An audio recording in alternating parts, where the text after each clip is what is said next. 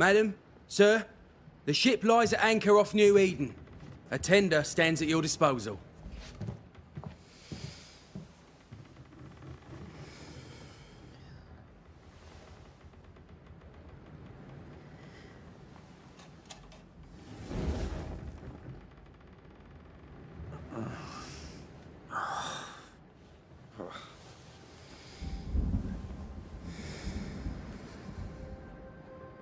I dreamed of clouds.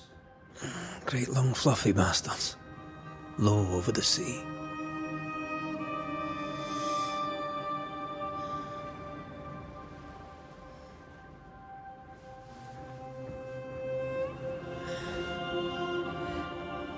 I dreamed of the abyss, in the darkest reaches of the deepest ocean.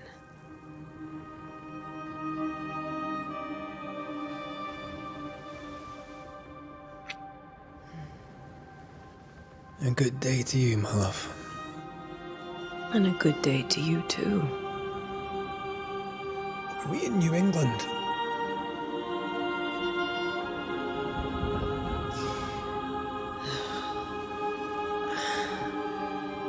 Welcome to America. Something's bothering you. Charles's letter. What of it? The ghost must be uncommonly dangerous, or he would banish it himself. And we shall charge him double. I'm serious. If the Reverend needs help, this can be no easy business. Red, you best be ready. I'll be careful, Master Duarte.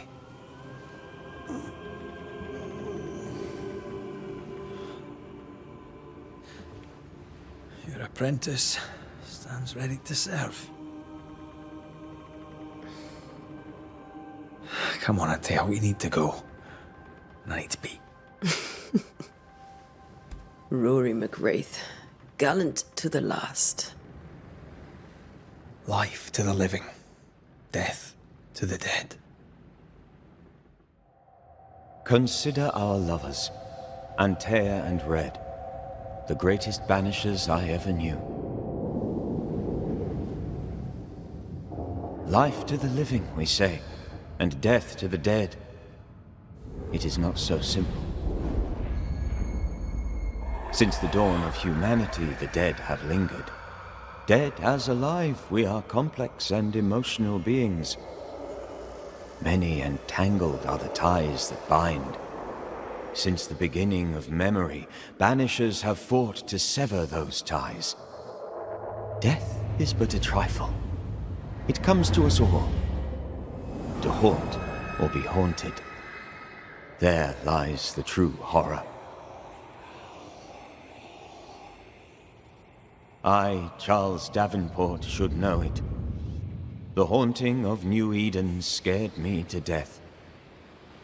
I dearly wish I had not begged my friends to come and lift the curse.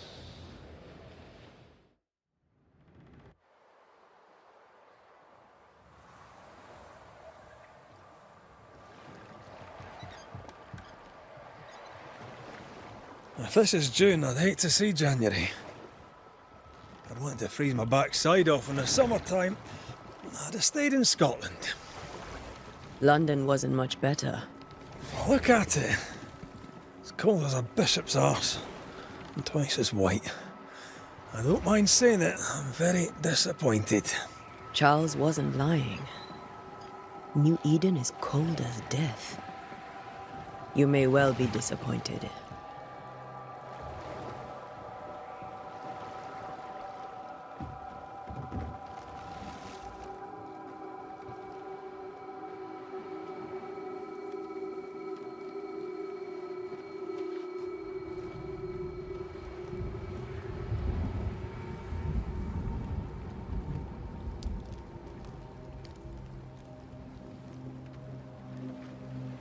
You'd better be at the tavern.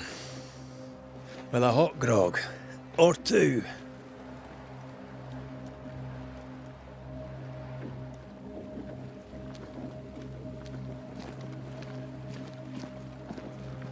I think I weary of long, boring sea voyages to grim, faraway lands. I can't remember the last time we did something else than work. After this, we should set sail somewhere warm and safe. The dead don't linger. No such place. But it's not a bad idea.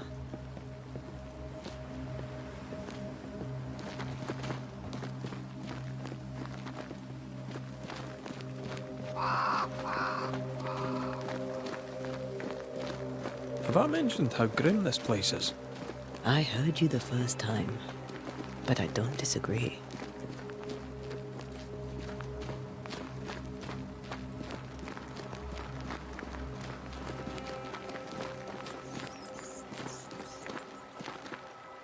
I think we can get through here. Sure. Let's go traipsing through the rotten, falling down house.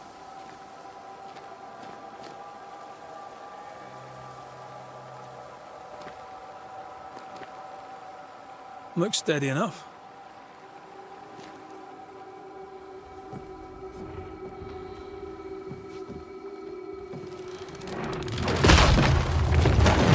Watch out!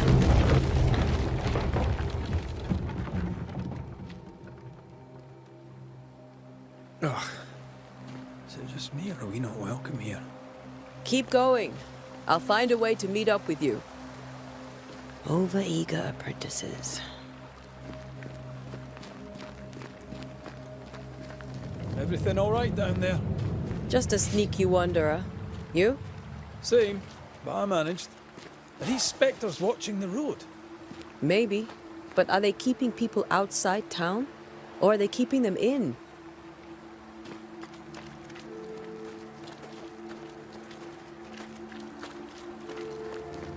Ah, more wanderers.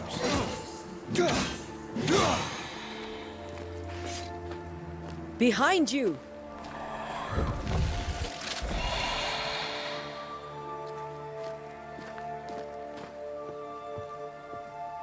Yeah, as easy as falling off a box.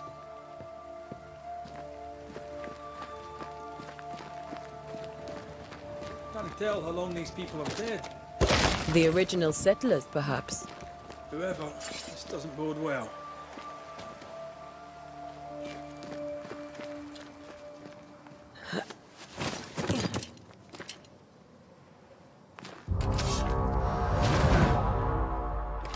Leave for good. You do not belong here.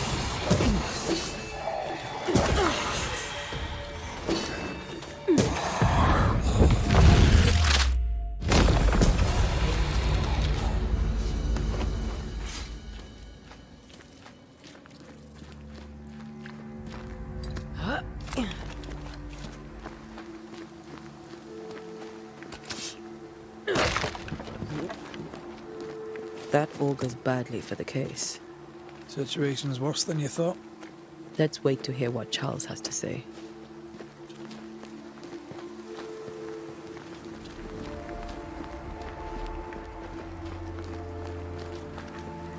Empty docks in a growing settlement. Never a good sign. Are the town selectmen sitting on their arses? Isn't that what selectmen do? When we get to town, we may need to split up to cover more ground. You may count on the most responsible student a Banisher could have. We'll see if you remember some of your teaching. If you're up for it. Always.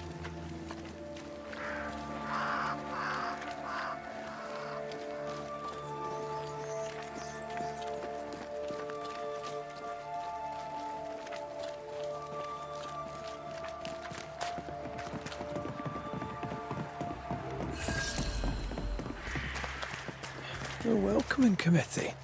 Let's find the inn. Let's find Charles.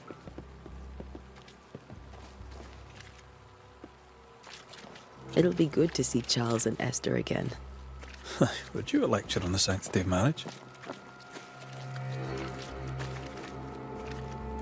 Esther wouldn't dare. And we don't need a piece of paper to keep us together. Aye, I remember you telling her.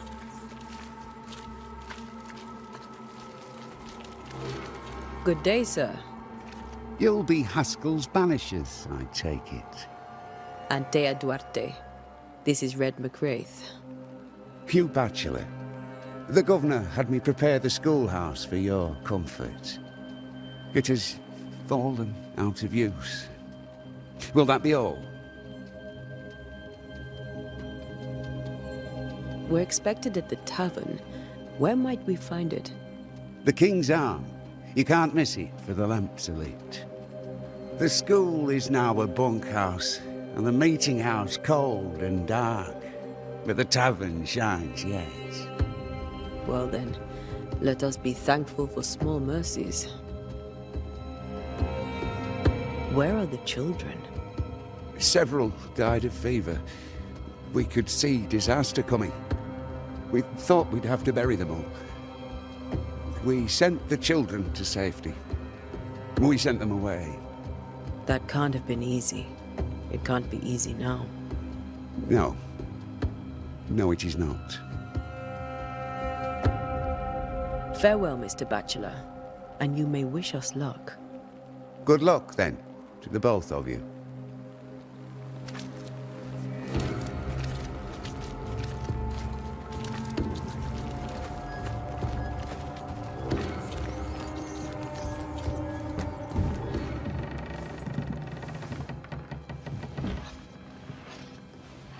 Charlie, we're here. Your prayers are answered. Pour us a drink. Finally. Banisher, please come in. As it is cold, your serving woman may sit while we talk. I'm the help. She's the boss. You're not Charles. My name is Antea Duarte. This is my partner, Red McWraith. Good day to you, sirs, madam. Now, where's Charles? Minister Davenport said help was on its way. I assumed... Keep digging, Fairfax. Good day. Pennington, captain of the train band. This here is thick-skinned Newsmith. We're the selectmen. What's left of us? Why is Charles not here? We're sorry for your loss. We'll do what we can for his widow. The Reverend is dead. When? How? A terrible tragedy. Though our faith sustains us, we are still very much in shock. Our shock at Reverend Davenport's killing is so great that we must sit here in comfort, losing precious time. As governor of the colony of New Eden, it is my responsibility... Look at us, sat here waiting to meet the same fate. We could all be miles away by now. You lot do what you want. I intend living. The esteemed select woman can be brusque. Forgive her. And rest assured that her aptitudes far outweigh her manners. Or lack thereof. Her point still stands, Fairfax. Sitting here, doing nothing, we're as lambs to the slaughter. The Banishers are here. Surely with their expertise we may yet prevail. Then I shall leave you and your expertise in ghosts and devils to find out. My expertise in blood and battle is of little use.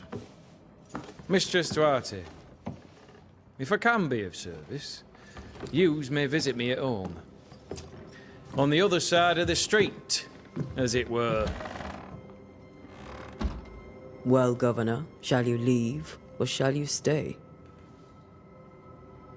For myself, I'll stay. Our company has suffered terribly. But we are worth saving. And now that you are here, save it we shall. Please, accept my sincerest condolences for the loss of your friend. We feel the loss of our minister so very keenly. Charles Davenport was a man of great knowledge and devotion. The pride, indeed, of New Eden. It discommodes me greatly to remember how we found his body in the cemetery. Indeed, it distresses me yet further to tell you that we do not know what so tragically cost him his life.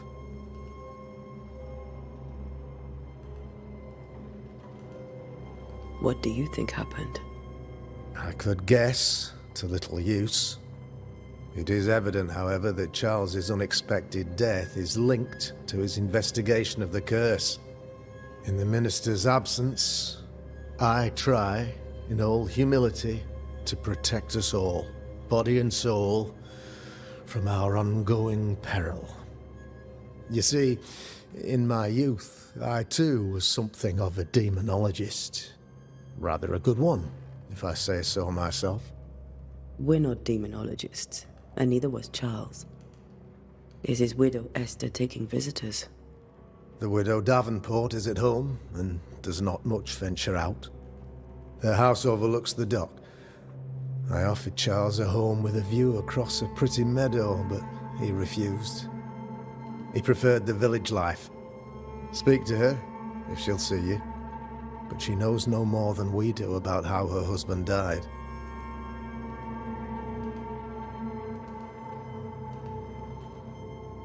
What can you tell me about the curse?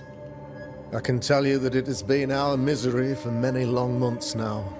And I can tell you that it worstens by the increments. First, there was pestilence and disease. Then came the nightmares. Then came madness.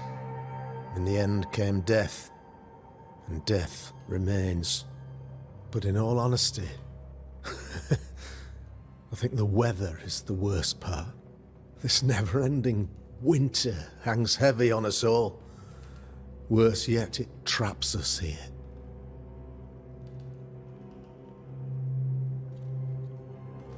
What do you think caused the curse? In my humble opinion, I'll point to the obvious. The abyss disgorges its spawn upon New Eden, bent on making God's poor creatures suffer. As to the nature of the demon, that's what we're paying you to find out. Our late friend Charles faced a Herculean task and acquitted himself with honor. You will have to do far better than that, I'm afraid. Our contract stands. If you'll have it, yes. Our contract stands for Charles. All right. For Charles.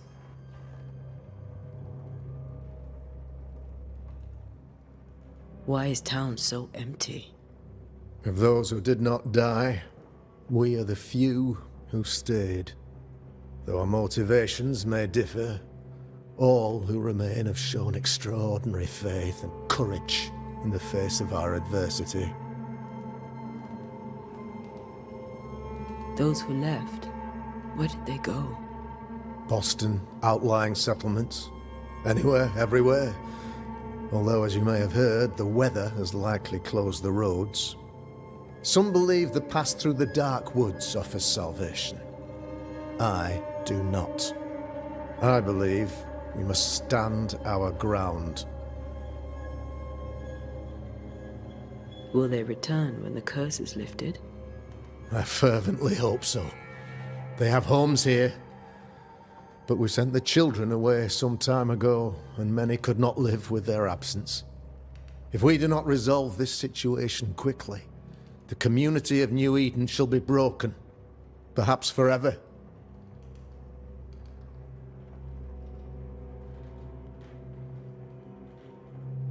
You're a demonologist, you say? I am that, like my father was before me. Faith and science are our twin compasses, you see, to a deeper understanding of the secrets of God's green and pleasant land, and those who threaten it. And what have your compasses told you about the curse? They have told me that Reverend Davenport was better placed than I to solve our problem. Which is why you're here. We agreed it. I shall stand for the company, I said, as the moral authority, the anchor, and the rock, as Charles and his Banishers lift the curse. Heroic work all round. Indeed it is, madam. Indeed it is. But we do it all the same. Because we must. Aye. Because we must. Thank you. We have what we need. Then I wish you success. By my instruction, a room is prepared for you in the old schoolhouse. I'll be here if you need me.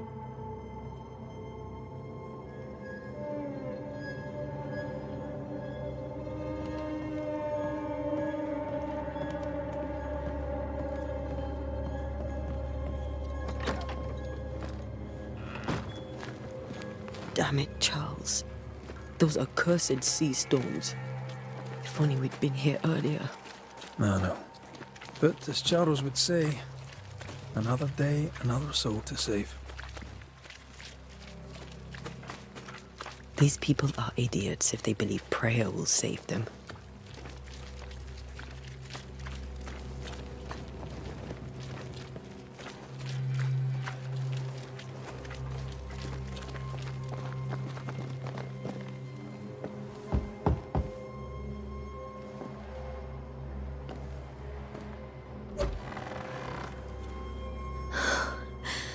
Antea, Red.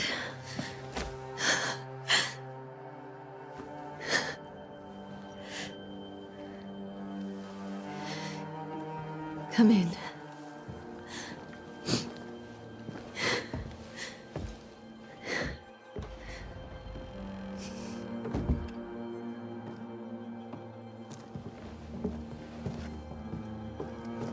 I've barely slept for fear you would not come.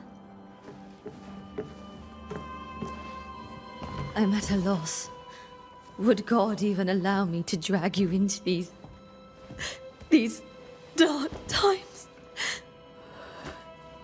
Esther, you're not alone now. We're here. I'm so sorry we didn't get here on time. Truly. I know. Charles kept saying it. Have faith. They will come. If only he had kept his faith himself. What happened to him? Poor Charles. Just one more victim of the curse of New Eden. You know how he is. Was. Restless. Impatient. It's not that he gave up on you, his friends, but that he could wait no more. I believe he tried to lift the curse. I too have questions, but I have no answers.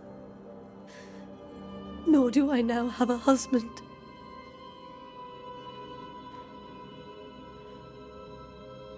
Is there anything we should know about? Lord, deliver me, for I cannot endure this.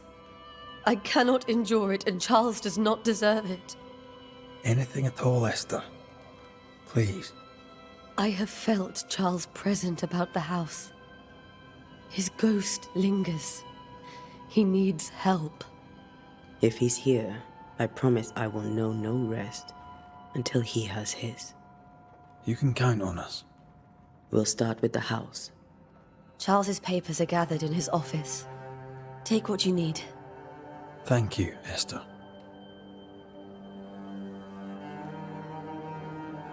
How were things, before all this? Before the curse? It was a busy and exciting time. Charles immersed himself in the community here. He had a hand in everything. The people came to rely on him. I'm sure they look to someone else now, but I can't imagine it's the same.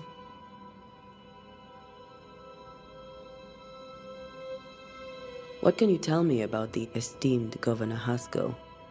Fairfax Haskell is well-read and educated, but at times his back can be too stiff. He shares Charles's interest in the unknown, but his passion seems less than practical. He's an academic.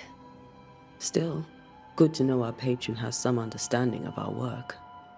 We met the captain too, along with the huntress, Thickskin. Do you know them? I find Thickskin Newsmith's manner a little frightening, but I think she has a good heart. A fine hunter by all accounts. Captain Pennington comes with a reputation for soldiering.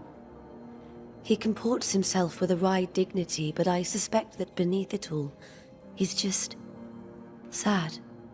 Charles thought so too. There are wounds beneath Saul Pennington's armor, he said, that time and God have not yet healed. We'll take a look around, if that's all right.